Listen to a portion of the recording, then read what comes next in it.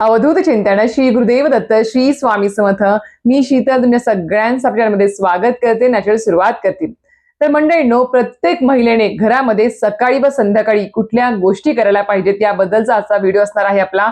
अतिशय महत्त्वपूर्ण आहे, कारण खूप जणांचे प्रश्न आले होते, खूप जणांनी मला रिक्वेस्ट केली होती की ताई याच्यावरती व्हिडिओ बनवा। म्हटलं आज त्याच्यावरतीच व्हिडिओ बनवूया की सकाळी व संध्याकाळी आपल्याला घरामध्ये कुठली कामं करायला पाहिजेत की जेणेकरून आपल्या घरातली अलक्ष्मी घराच्या बाहेर जाऊन घरामध्ये सुख समृद्धी वाढीस लागून घरामध्ये अखंड लक्ष्मीची कृपा आपल्यावरती होईल।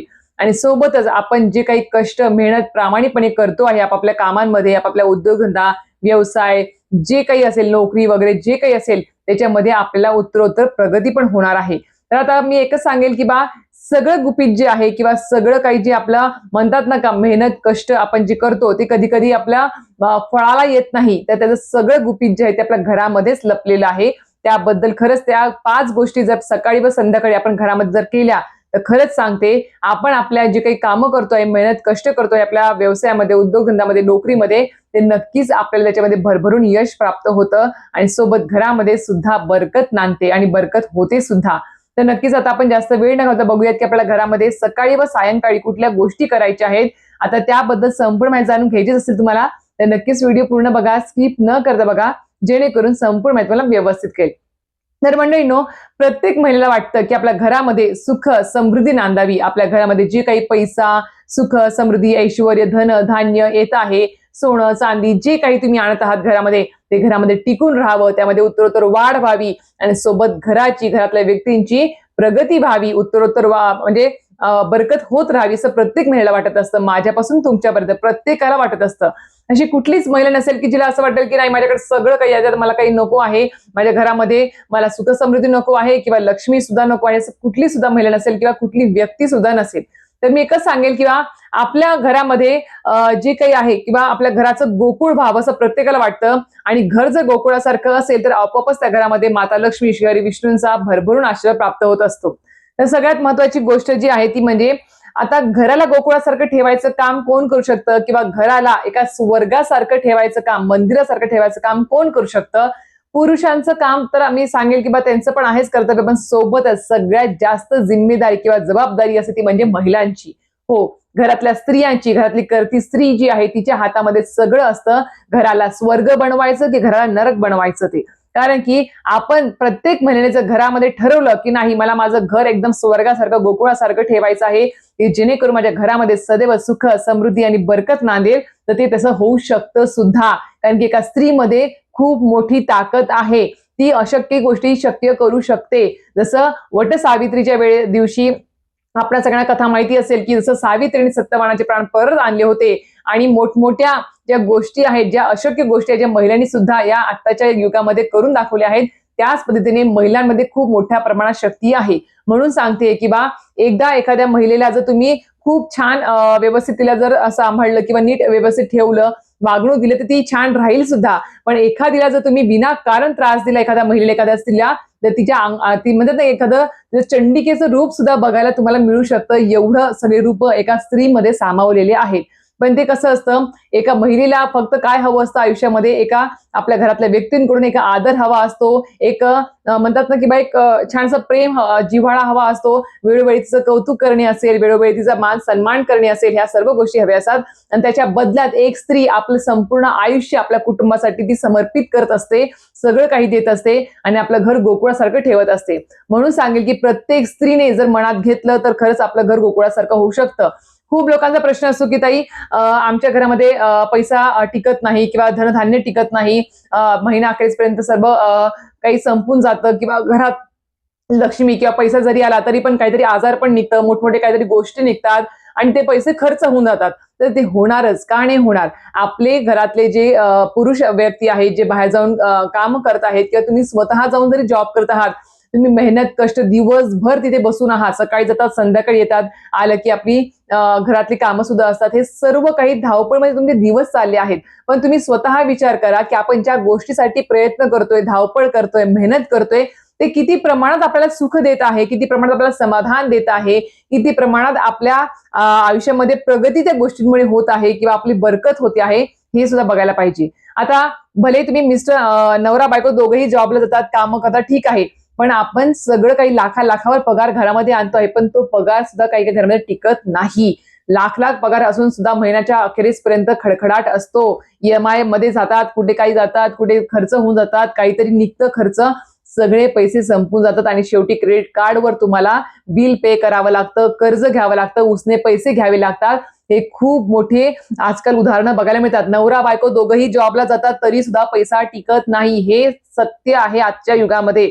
तर महागाई वाढली आहे ठीक आहे, पण आपण आपल्या गोष्टी सुद्धा किती मोठ्या प्रमाणात वाढवल्या आहेत. आपल्या उपभोगाच्या गोष्टी असेल किंवा इतर गोष्टी असेल, त्या किती मोठ्या प्रमाणात वाढवल्या आहेत त्या पण आपण विचार करायला पाहिजे.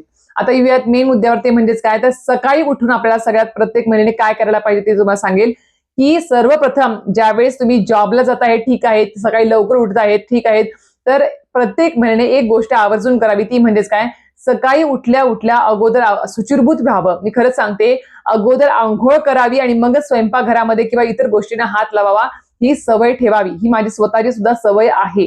म्हणून मी सांगते, तुम्हाला सुद्धा सांगते की, आणि आपण ज्या वेळेस सुचिर्भूत होऊन, आता ठीक आहे तुम्ही म्हणता की ताई आम्हाला 4 वाजता उठावं लागतं, मुलांना 5ला 5:30 म्हणजे लवकर डबा द्यायचा असतो, मुलांना 6ला निघावं लागतं बसमधून, मग आम्ही एवढं सकाळी अंघोळ कशी करावी? तर एक सांगेल, ठीक आहे अंघोळ करायला जमत नाही तर हातपाय धुवून स्वच्छ व्हा, ब्रश वगैरे करा, आपलं जे सुचिर्भूत होणं असतं बाथरूमला वगैरे ते जाऊन या आणि हातपाय तोंड धुवा, ब्रश वगैरे करा, तोंडावर पाणी मारा, हातपाय स्वच्छ धुवून घ्या आणि त्यानंतर स्वयंपाकघरामध्ये जा आणि आपल्या मुलाचा टिफिन वगैरे असेल ते बनवू शकता. पण थोडंफार, नाहीतर आपण उठलो बेडरूम मधून झोपेतून आणि डोळे चोळत स्वयंपाकघरात गेलो आहे, लागलं पीठ तिंबायला, लागलं भाजी करायला, ह्या गोष्टी करू नका. खूप मोठी चूक आहे घरामध्ये दरिद्रता येण्याची, घरामध्ये अशांतता नांदण्यासाठी आणि घरामध्ये अलक्ष्मी येण्याची सगळ्यात मोठी चूक आहे. म्हणून सांगते की थोडं तरी स्वच्छता पाळा आणि घर आपलं स्वच्छ ठेवून, आपलं म्हणजे सकाळी सकाळी उठल्या सुचिर्भूत होणे, घर झाडून घेणे, आपलं पारुसं घर झाडून घ्यायचं, दारं खिडक्या सकाळी सकाळी उघड्या करून द्यायच्या आहेत. कारण की आपली रात्रभर जी निगेटिव्हिटी असते ती सगळी काही घरामध्ये कोंडलेली असते, ती घराच्या बाहेर निघली पाहिजे आणि घरातली जी सकाळची म्हणतात ना एक व्यवस्थित अशी छान अशी जी हवा असते किंवा जी सकारात्मक ऊर्जा असते ती घरामध्ये प्रवेश करते. तर आपण दारं खिडक्या सकाळी उघड्या करून द्याव्या, छान असं घर स्वच्छ करून घ्यावं आणि आपल्या मुलांचा टिफिन वगैरे जे असेल ते आपण करू शकता. पण एकच सांगेल की थोडं सुचिर्भूत होऊनच आपण आपलं स्वयंपाक असेल किंवा डबा वगैरे बनवणे असेल ते करायचं आहे. त्यानंतर येते म्हणजेच काय, प्रत्येक महिन्याने सकाळी सकाळी आपली सवय लावून घ्यायची, ती म्हणजेच काय, की आपलं प्रवेशद्वार स्वच्छ असलं पाहिजे. खूप जणी त्याकडे लक्ष देत नाही. मी एकच सांगेल की आपल्या घरामध्ये शास्त्रात सांगितलंय, विश्वपुराणात सांगितलंय की दिवसभरामध्ये 7 वेळेस तुमच्या दारात लक्ष्मी येत असते, तुमच्या घरात प्रवेश करत असते.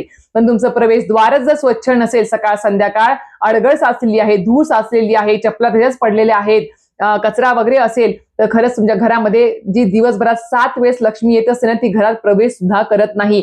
फक्त अलक्ष्मीच घरामध्ये प्रवेश करेल. म्हणून सांगते की दिवसभरात 7 वेळेस ज्यावेळेस घरात लक्ष्मी प्रवेश करत असते, त्याच्या अगोदरच आपलं प्रवेशद्वार स्वच्छ असायला पाहिजे. प्रवेशद्वारच नाही तर आपलं घर देखील स्वच्छ असायला पाहिजे. आता प्रवेशद्वार स्वच्छ करणं म्हणजे काय, सकाळी उठल्या आपलं जर तुम्हाला जमत असेल, वेळ असेल, तर अगोदर प्रवेशद्वार, बाहेरचं आपला फ्लॅट सिस्टीम आहे, बाहेरचं उंबऱ्याच्या बाहेर झाडून वगैरे घेणे, पुसून घेणे, या सर्व गोष्टी अगोदर करून घ्याव्या आणि मग तुम्ही टिफिन बनवू शकता. जर तुम्हाला घाई असेल तर टिफिन वगैरे अगोदर करून घ्या, मुलांना पाठवून द्या, त्यानंतर तरी का होईना. पण मी एकच सांगेल की सकाळी सकाळी आपल्या घरातली जी व्यक्ती आहे, पहिली व्यक्ती जी घराच्या बाहेर पडते, दार उघडल्या जी व्यक्ती घराच्या बाहेर पडते, ती व्यक्ती घराच्या बाहेर पडण्याच्या अगोदर आपल्याला आपल्या उंबऱ्यावरती थोडंसं पाणी शिंपडून आपल्याला उंबरा स्वच्छ करून घ्यायचा आहे. ही रोज सवय टाकून घ्या. मला सुद्धा सवय आहे, तुम्ही सुद्धा सवय करून घ्या.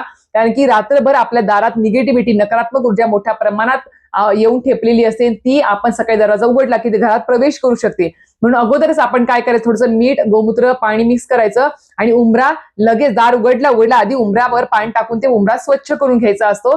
त्यानंतरच आपल्या घरातल्या व्यक्तीला बाहेर पाठवायचं. तेवढं तरी पटकन करून घ्यायचं बघा. तेवढी गोष्ट लक्षात ठेवा तुम्ही, कारण की मी सुद्धा करते, तुम्ही सुद्धा करा. आणि या सर्व गोष्टी मी ज्या करते ते तुम्हाला सांगते बरं का, दुसरं काही अतिशयोक्ती नाही याच्यामध्ये. तर हे तर आधी गोष्ट करून घ्यायची आहे. ते केल्यानंतर आपलं उंबरा वगैरे स्वच्छ करून झाला की बाहेरचं झाडून वगैरे घ्यावं. मोकळं तुमचं घर, पटांगणात घर वगैरे म्हणजे स्वतःचं घर असेल, बंगला, रो हाऊस काही असेल, तर अंगण वगैरे स्वच्छ करून घ्या, छान झाड लोट करून घ्या, सडा वगैरे टाका, ते करून घ्यायचं आहे. रोज सवय लावा, छोटीशी का होईना, गाईची पावलं, आपले लक्ष्मीचे पावलं असेल, छोटंसं फूल वगैरे असेल, रांगोळी काढायला सुरुवात करा. दारात जर प्रवेशावर जर रांगोळी असेल, जी पंचोपचार पूजा वगैरे केली असेल, तर खरं सांगते खूप छान असं म्हणतात ना की प्रवेशद्वारावरूनच कळतं की घरामध्ये काय संस्कार असतील किंवा काय रया असेल घराची, हे प्रवेशद्वारावरून कळत असतं. म्हणून आपलं प्रवेशद्वार स्वच्छ ठेवणे, दारात रांगोळी काढणे, उंबऱ्यावर हळदीचं लेपन वेळोवेळी सणावारानुसार तिथीनुसार करणे हे नक्कीच करायला पाहिजे. आपल्या उंबऱ्यावरती जी लक्ष्मीची पावलं आपण चिटकवली असेल, चांदीची जी काही स्टिकर वगैरे असेल ते सुद्धा पुसून आपण रोज त्याची पंचोपचार पूजा केली पाहिजे उंबऱ्याची. त्यानंतरच आपण आपली देवपूजा असेल किंवा बाकीच्या घरातल्या कामांना आपण सुरुवात करू शकतो. देवपूजा करताना सुद्धा आपण नियम पाळायचा आहे, तो म्हणजेच काय, देवपूजा करत असताना सुद्धा आपण रोज आपलं नामस्मरण करत करत देवपूजा करायची असते. ना की खूप लोकांना सवय असते, इकडे देवपूजा चालू असते, इकडे बाजूला गप्पा चालू असतात, कोणी कोणी फोन स्पीकरवर टाकून गप्पा मारत मारत देवपूजा करत असतं. हे सगळ्यात मोठी चुकीची गोष्ट आहे. म्हणून देवपूजा करताना आपण ज्यावेळेस देवपूजा करतो त्यावेळेस कुठले फोन कॉल्स घेणे, कोणाशी गप्पा मारणे हे कडकडीत बंद करावं. ते करू नये. एखादे मंत्र स्तोत्र आपण मोबाईलवर लावून द्या, ते ऐकत ऐकत किंवा नामस्मरण करत करत तुम्हाला ज्या गुरूंचं इष्टदेवतांचं नामस्मरण येतं तोंडामध्ये मंत्र स्तोत्र ते पठण करत करत आपण ती देवपूजा करायची असते. देवपूजा पूर्ण होईपर्यंत कोणाशी गप्पा मारू नये, कोणालाही बडबड करू नये, कोणालाही रागारागाने बोलू सुद्धा नाही किंवा भांडू सुद्धा नाही आणि फोन सुद्धा उचलू नये आणि फोनवर बोलू सुद्धा नाही. एवढं सांगेल. अर्जंट फोन कॉल आला आहे देवपूजा करताना तर बाजूला उठून बाजूला जाऊन कुठेतरी गॅलरीमध्ये कुठेतरी लांब जाऊन बोलावं. परत हातपाय धुवून परत देवपूजा करण्यासाठी तुम्ही येऊ शकता. पण गप्पा मारत मारत फोनवर बोलता पण देवपूजा करायची नाही आहे. सकाळी उठल्या आपलं आता हे देवपूजा करण्याचं झालं. ते झाल्यावरती सकाळी सकाळी जो टायमिंग असतो आपला, त्या टायमिंग मध्ये जवळपास 8:30-9 पर्यंत तरी का होईना आपली देवपूजा झालीच पाहिजे. 9च्या अगोदरपर्यंत किंवा 9 वाजेपर्यंत देवपूजा झालीच पाहिजे. जास्त उशिरा पण देवपूजा करायची नाही. ते झाल्यानंतर 9 वाजेपर्यंत तरी काय होईना आपले फक्त मोबाईलवर किंवा टीव्हीवर मंत्र स्तोत्र चालले पाहिजेत. तारक मंत्र लावा, कुठले पण मंत्र लावा, पण तेच आपले चालले पाहिजेत, ना की पिक्चरची गाणं. सकाळी सकाळी उठून उठल्या उठल्या खूप लोकांना सवय असते न्यूज लावून द्या, कुठे कुठे गाणेच लावून द्या. ते तसं करू नका. कसं असतं, सकाळी उठल्या उठल्या आपलं फ्रेश माइंड असतं, एक पॉझिटिव्ह माइंड असतं आपण उठल्या उठल्या, आणि ज्या वेळेस आपण सकाळी सकाळी ज्या आधी गोष्टी बघतो, ज्या कानावर पडतात आणि जे दिसतं तेच आपलं दिवसभर माइंड सेट झालेलं असतं आणि तशाच पद्धतीने आपला दिवस जात असतो. म्हणून सांगते की सकाळी उठल्या उठल्या आधी इष्टदेवतांचे नामस्मरण, मंत्र स्तोत्र, त्यांची प्रार्थना, गाणे वगैरे जर कानावर पडले तर खूप छान वाटतं, समाधान वाटतं आणि दिवस पण खूप छान जातो. म्हणून आता न्यूज वगैरे तर आजकाल सगळं काही विचित्रच न्यूज मध्ये दाखवलं जातं आणि ते सगळा परिणाम आपल्यावरती होत असतो. म्हणून सकाळी उठल्या उठल्या आधी मंत्र स्तोत्र ऐकणं हे खूप जास्त प्रभावी. हे झालं सकाळची रुटीन. आणि अजून सांगेल, सकाळी ज्यावेळेस तुम्ही नित्य सेवा करता ती दुपारच्या जेवणाच्या अगोदरच तुम्ही नित्य सेवा करावी. ज्यांना गोळ्या औषध चालू आहे, ज्यांना भूक सहन होत नाही, त्यांनी थोडाफार नाश्ता वगैरे करावा, चहा दूध नाश्ता करून घ्यावा, त्यानंतर तुम्ही नित्यसेवा करू शकता. पण दुपारच्या जेवणाच्या अगोदरच नित्यसेवा झाली पाहिजे, हे नक्की आपण पाळून घ्या. दिवसभर तुम्ही नित्यसेवा कधी करू शकता, रात्री झोपेपर्यंत, पण जेवणाच्या अगोदर नित्यसेवा करावी. जे काही आपली सेवा वगैरे असतात ते करावी. हे झालं. त्यानंतर येतं ते म्हणजेच काय, आपली संध्याकाळची टायमिंग. संध्याकाळचं टायमिंग आपल्याला माहिती की माता लक्ष्मी घरात प्रवेश करण्याचा टायमिंग असतो प्रदोष काळ. आता दिवस मोठा आहे, उन्हाळा दिवस आहे, त्यामुळे दिवस थोडा उजेड असतो 6:30-7 पर्यंत. तर नक्कीच 6:30, 6:15, 6:30 ते 7:30 पर्यंत हा जो टायमिंग असतो तो माता लक्ष्मी घरात प्रवेश करण्याचा टायमिंग असतो.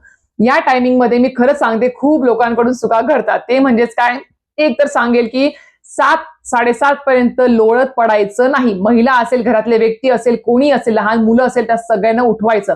आजारी व्यक्तींचं एक वेळेस ठीक आहे, पण विनाकारण लोळत पडायचं, आळस मनामध्ये आणायचा आणि उगाच झोपा काढायच्या, हे चुकीचं पद्धतीने करू नका. त्यामुळे घरात लक्ष्मी टिकत नाही. आणि जी काही त्या टायमिंग मध्ये माता लक्ष्मी घरात येते, आता मला एक सांगा, ज्या वेळेस आपल्या घरात कोणी पै पाहुणा येत असतो आणि आपण लोळत पडलो आहोत, अक्षरशः सगळ्या घरामध्ये अस्तव्यस्त पडलेला आहे आणि आपण झोपा काढतो आहे, ती पै पाहुणा आपल्या दारात येऊन बेल वाजवतोय, आपण काय करणार? आपण तसंच जाऊन उघडणार आहे का?